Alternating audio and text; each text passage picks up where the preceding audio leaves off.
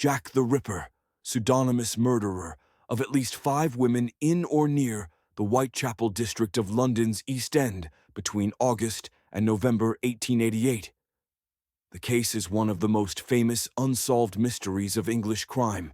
Some dozen murders between 1888 and 1892 have been speculatively attributed to Jack the Ripper, but only 5 of those, all committed in 1888, were linked by police to a single murderer.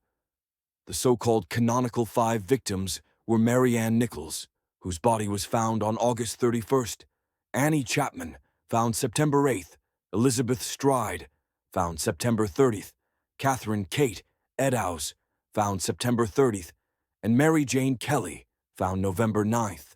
According to the common assumption of the time, all the victims were prostitutes, and all but one of them, Kelly, was murdered while soliciting on the street. That belief was subsequently taken for granted in books about the crimes, which typically offered conjectures as to the true identity of Jack the Ripper and reported graphic details of the murders he committed.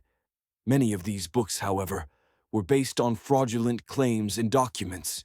In a radical departure from that genre, The Five, The Untold Lives of the Women Killed by Jack the Ripper, 2019, the British social historian Hallie Rubenhold argued that Nichols, Chapman, and Eddowes were not prostitutes, that Stride had resorted to soliciting only occasionally during periods of desperate poverty and emotional suffering. But there is no evidence to show that she had been soliciting when she was murdered, and that the only verifiable prostitute among the 5 was Kelly. In Rubenhold's view, the notion that Jack the Ripper was a murderer of prostitutes was a consequence of the misogynistic and class-based prejudices characteristic of the Victorian era. In each instance, the victim's throat was cut, and the body was usually mutilated, in a manner indicating that the murderer had at least some knowledge of human anatomy. On one occasion, half of a human kidney, which may have been extracted from a murder victim, was mailed to the police. The authorities also received a series of taunting notes from a person calling himself Jack the Ripper and purporting to be the murderer. Strenuous and sometimes curious efforts were made to identify and trap the killer, all to no avail. A great public uproar over the failure to arrest the murderer was raised against the Home Secretary and the London Police Commissioner, who resigned soon afterward. The case has retained its hold on the popular imagination, in part because known instances of serial murder were much rarer at the time than they are today.